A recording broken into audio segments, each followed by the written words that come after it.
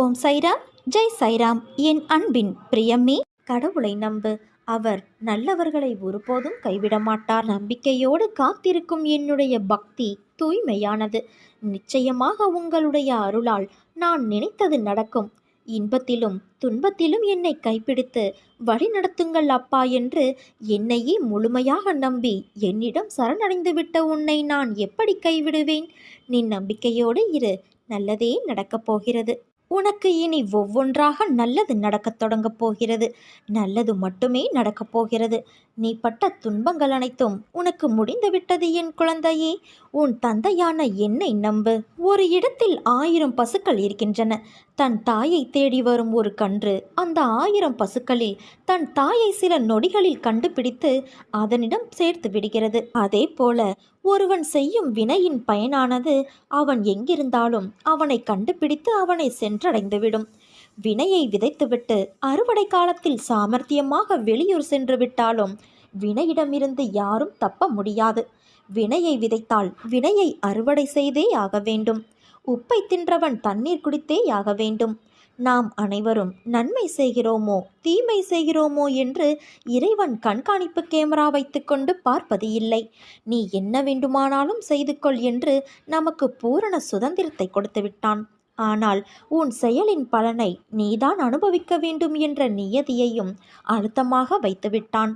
நீ உன்னுடைய பையில் நல்ல பழங்களை போடுகிறாயா அல்லது சருகுகளையும் அழுகிய பழங்களையும் போடுகிறாயா என்று யாருமே கண்காணிப்பது இல்லை. ஆனால் நீ சேகரித்ததை நீதான் சாப்பிட வேண்டும் என்பதை மட்டும் மறந்துவிடாதே. ஐயோ, அக்கிரமம் செய்தவன் நன்றாக இருக்கிறானே என்று ஆண்டவன் மேல் நம்பிக்கை இழக்காதே. அக்கிரமம் செய்பவன் இப்போதுதான் காய்ந்த சருகுகளையும் அழுகிய பழங்களையும் தன் பைக்குள் போட்டு கொண்டு இருக்கிறான். விரைவில் தனிமை சிறையில் அவற்றை உண்ண வேண்டிய காலம் வரும். அப்போது அவனுக்கு பசியும் மரணமுமே பரிசாக கிடைக்கும். இது மனிதன் இயற்றிய சட்டம் இல்லை, இறைவன் வகுத்த நியதி. இதற்கு விதிவிலக்கு கிடையாது. என் தங்கமே, உன் தொழிலில் நஷ்டத்தை பொருட்படுத்தாதே. உனக்கு இதோ நான் உதவி செய்கின்றேன். என்னவெல்லாமோ செய்து பார்க்கிறேன், ஆனால் எல்லாமே தோல்வியில் முடிகிறது. இந்த தோல்வியின் பிடியிலிருந்து என்னால் மீண்டு வர முடியவில்லை என்று நீ புலம்புகிற புலம்பலை பொறுக்க முடியாமல் இதோ நான் புறப்பட்டு வந்துவிட்டேன். இழந்து போனவற்றை பெறுவதற்கும் வாழ்வில் முன்னேறுவதற்கும் ஒரு ஆலோசனை சொல்லட்டுமா? உன்னை நீ தெரிந்து கொள். உன்னை பொறுத்தவரை இந்த உலகம் ஒரு கோமாளிகளின் கூடாரம். யாருக்காகவும் எதற்காகவும் விட்டு கொடுத்து தோல்வியை மட்டுமே பரிசாக பெறுவதற்காக நீ பிறக்கவில்லை. எல்லாவற்றையுமே ஜெயிக்க பிறந்திருக்கின்றாய். கோடி கோடியாக கருவணுக்கள் உள்ள தாயின் கருமுட்டையை தனக்குரியதாக ஆக்கிக்கொள்ள களமிறங்கிய போது அனைத்தையும் தோற்கடித்து ஜெயித்தது நீ அல்லவா? உணர்வுகளும் உறுப்புகளும் உருவாகாத அந்த காலத்திலேயே கோடி பேர்களை ஜெயித்த நீ இப்போதோ இந்த நிலையிலா ஒரு சிலரிடம் தோற்கப் போகிறாய்? நிச்சயம் தோற்க மாட்டாய் என்பதை தெரிந்து கொள். நீ கோழை அல்ல, துரத்தும் வறுமையை ஒப்புக்கொள்வதற்கு. நீ பிறவியிலேயே வீரன். உனக்குள் நான் உன்னை வழி நடத்தப் போகிறேன். அப்படி இருக்க தோல்வி என்பது இனி உனக்கேது? வா, என் ஆலயத்திற்கு வா. வந்து மனதார என்னிடம் பேசி என்னை உன்னோடு கூட்டிச் செல். என்னை பார்த்த இந்த நொடி முதல் உனக்கு திடீர் திருப்பமாக பல ஆச்சரியங்கள் வர காத்திருக்கிறது என் குழந்தையே. மனம் பகவானை விரும்பினாலும் புத்தி இருக்கிறதே, அது இது தேவையா, இதனால் பலன் உண்டா, இப்படியெல்லாம் கேள்வி கேட்கும். இவர் உண்மையிலேயே தந்தையின் உண்மையான அடியவரா, இவர் சொன்னால் நடக்குமா என்றெல்லாம் கேட்டு மனதின் நம்பிக்கையை தளர்த்திவிடும். நன்மை கிடைப்பதை தவிர்க்கும். இந்த நிலைதான் இப்போது உனக்கும் இருக்கிறது. நீ அற்புதத்தை அனுபவித்த தருணம் மீண்டும் மீண்டும் அது அற்புதம்தானா, இது உண்மைதானா என்றெல்லாம் மனம் உன்னை குழப்பிக் கொண்டு இருக்கிறது. உன்னுடைய கவலைகளை நான் தீர்த்தாலும் மீண்டும் இல்லாத ஒன்றை வைத்து இருக்கிற நிம்மதியை நீ கெடுத்துக் கொள்கிறாய். உனக்கு எல்லாம் இருந்தாலும் எதுவும் இல்லாததைப் போல இருக்கிறது. உன்னோடு நான் பேசிக்கொண்டு இருக்கும் இந்த வார்த்தைகளையும் அதன் உண்மைகளையும் புரிந்து கொள். உனக்கும் எனக்கும் இடையில் இருக்கிற சந்தேகம் என்ற தடையை நீக்கி முழுமையான நம்பிக்கையோடு என் பாதத்தில் சரணாகதி அடைந்து பார். நீ பயணித்த பாதையில் முட்கள் மட்டுமே இதுவரை பார்த்து அதில் நீ வலியோடு நடந்து சென்ற வேதனைகள் எல்லாம் இப்போது எப்படி மாறியது என்று நீ நினைத்து வியக்கும் அளவிற்கு நிச்சயம் மாறுதல்கள் நடைபெறும். நம்பிக்கையை நீ இழந்தாலும் நான் அதை அதிகமாக்க செய்வேன். எல்லாம் தெளிவு பெற்று முன்னோக்கி மகிழ்ச்சியாய் செல்லும் காலம் வந்துவிட்டது குழந்தையே. இது நிச்சயம் அரங்கேறும். உன்னை நான் அழைப்பேன். கண்ணீரோடு கூடிய சந்தோஷத்தில் என் பிள்ளையை காண நான் ஏங்கிக் கொண்டு இருக்கிறேன். என்னை நீ ஏமாற்றி விடாதே. என்னை தஞ்சமடைந்த உன்னை நான் எப்போதும் நிர்கதியாக இருக்க விட மாட்டேன். ஒருபோதும் உன்னை கைவிடவும் மாட்டேன் என்பதையும் நீ உறுதியாக நம்பு. உன் நம்பிக்கை வீண் போகாது. இன்னும் கொஞ்ச காலத்தில் உன் பிரச்சனைகள், நோய், கடன், கசப்பான உறவுகள் அனைத்தும் மாறி அனைத்திலும் நீ சுகமாக வாழ ஆரம்பிப்பாய். இன்ப நேரத்தில் உன் தந்தையான நான் உன்னோடு இருக்கிறேன் என்றும், துன்ப நேரத்தில் நான் உன்னை கைவிட்டு விட்டேன் என்று நான் இல்லை என்றும் நினைத்து கொள்கிறாய். நான் இருப்பது உண்மை என்பதில் உறுதியாக இருந்தால் எந்த நிலையிலும் நீ நம்பிக்கை இழக்க மாட்டாய். நம்பிக்கை இழந்தவர்களுக்கு நான் இல்லை என்பது உண்மைதான். ஏனென்றால் அவர்கள் என்னை தங்கள் மனதிலிருந்து கொன்று விடுகிறார்கள். நம்பிக்கை உள்ளவர்களோ தங்கள் துயரத்திலும் திடமாக இருந்து தங்களை காப்பாற்றிக் கொள்ள என்னையே சரணடைகிறார்கள். நம்பிக்கை இழக்கின்ற நிலை வந்தாலும் எதற்காக வருகிறது என்பதை ஆராய்ந்து பார்த்தால் என்னுடைய உபதேசங்களை நீ கடைபிடிப்பது இல்லை. அவற்றை நீ அசட்டை செய்கிறாய். மந்தமாக, உற்சாகமின்றி சோம்பேறியாக இருக்கின்றாய். நம்பிக்கை கொண்டு பொறுமையோடு காத்திரு. உன் வாழ்வில் உன் தந்தையான நான் விரைவில் ஒரு அதிசயத்தை நிகழ்த்துவேன். உன் வாழ்க்கை தரம் உயரப்போகிறது என் குழந்தையே. என் தந்தையின் மீது பாரத்தை ஏற்றியாகிவிட்டது. இனி அவர் பார்த்து கொள்வார். ஒருவேளை பார்க்காமல் போனாலும் நான் கவலைப்பட மாட்டேன். ஏனென்றால் என்னை பற்றி கவலைப்பட வேண்டியது என் தந்தை, நான் அல்ல என்ற உண்மையை நீ உணர வேண்டும்.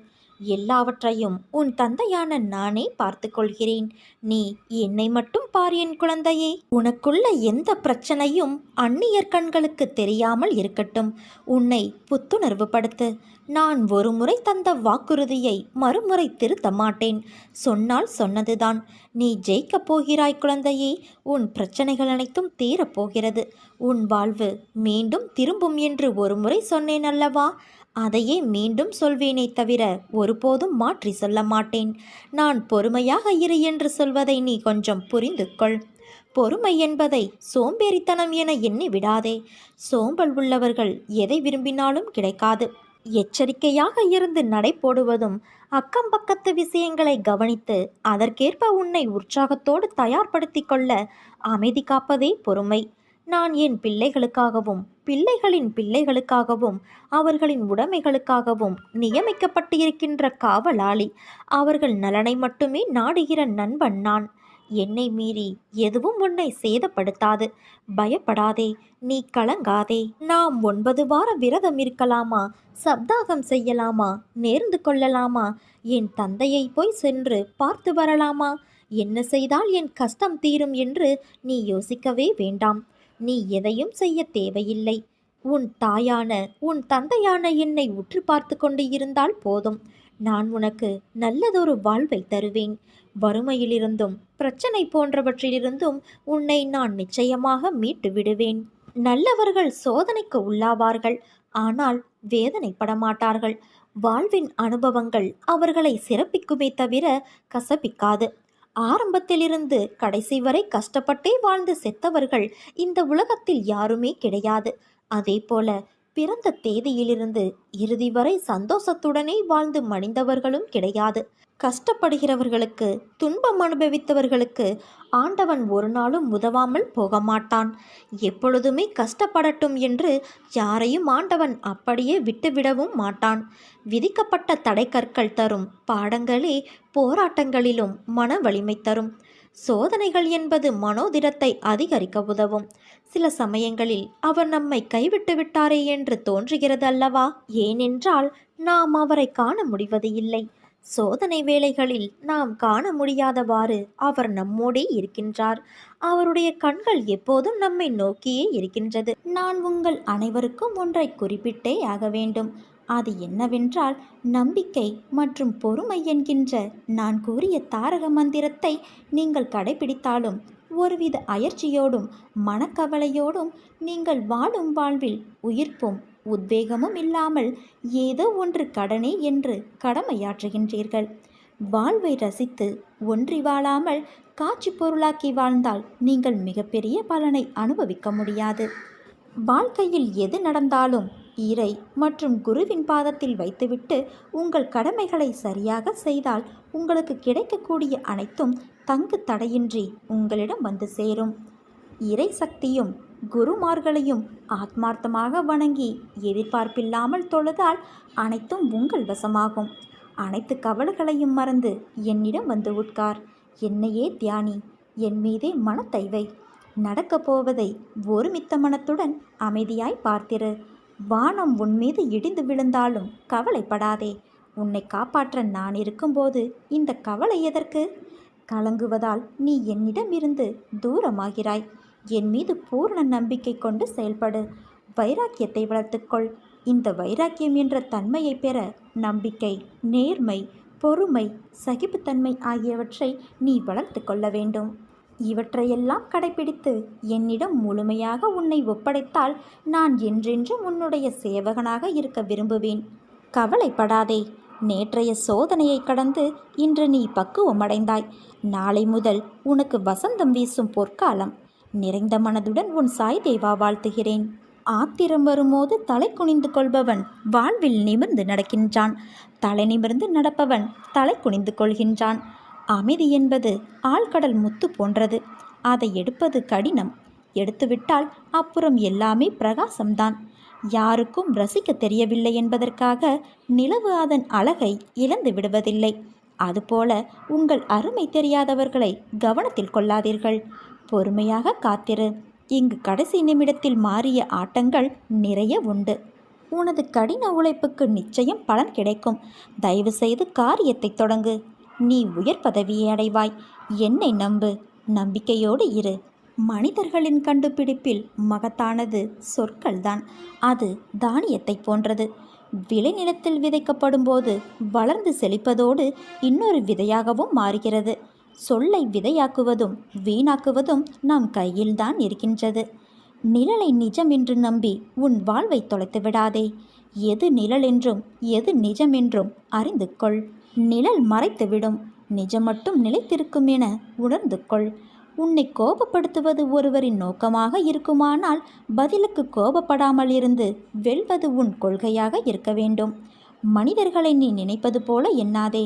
அவர்கள் எப்படி இருக்க வேண்டும் என்று இருக்கிறார்களோ அப்படியே ஏற்றிக்கொண்டு நகர்ந்துவிடு. எல்லா தானங்களுமே பிறரை வாழ வைக்கும். ஆனால் நிதானம் மட்டுமே தன்னை வாழ வைத்து பிறரையும் வாழ வைக்கும். கோபத்தில் மௌனத்தை காக்கும் எவரும் தங்கள் வாழ்க்கையில் தோற்றது இல்லை.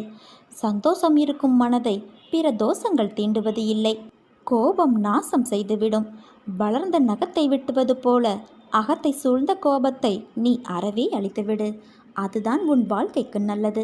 வாழ்வில் ஒவ்வொரு முறை துன்பம் வரும்போதும் ஒன்றை நினைவில் கொள். உன்னை தாக்கும் துன்பங்கள் எல்லாம் உன் சாயியின் சுவாசத்தில் உள்வாங்கி மறையும் என்பதை. உன்னை சுற்றி நடக்கும் பல சம்பவங்களுக்கு காரணங்களை உன்னால் புரிந்து கொள்ள முடியாது. இறைவன் ஒவ்வொன்றிலும் ஒரு காரணத்தை ஒளித்து வைத்திருப்பான். அதை கண்டுபிடிப்பதில்தான் அனைவரும் வேறுபடுகின்றனர். எதையும் எதிர்கொள்ளும் மனோபாவத்தையும் புரிந்து கொள்ளும் பக்குவத்தையும் நீ வளர்த்து கொண்டால் நிச்சயம் வெற்றி பெறுவாய்.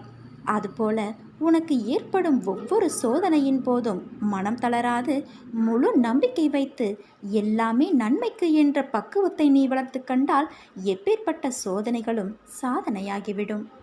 எந்த துரோகமும் உன்னை ஒன்றும் செய்துவிட முடியாது என் தங்கமே. என் வார்த்தைகள் மீது நம்பிக்கை வைத்து செயல்படு. உனது அம்மாவாக அப்பாவாக என்றும் உன் சாய் தேவாயிருப்பேன். வாழ்க்கையில் நீ ஓடும் இடமெல்லாம் துன்பமும் கஷ்டமும் அவமானமும் உன்னை நிழல் போல தொடர்ந்த காலம் இப்போது உனக்கு கடந்த காலமாக போகிறது.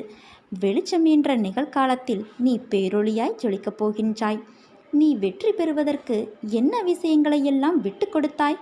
நீ சந்தித்த துன்பம், நம்பி உன்னை ஏமாற்றிய நபர்கள், சூழ்நிலை என அனைத்தும் உன்னை சூறாவளியாய் சூழ்ந்த போதும் அதற்கு எதிராய் போராடி மேலோங்கி நின்றாய்.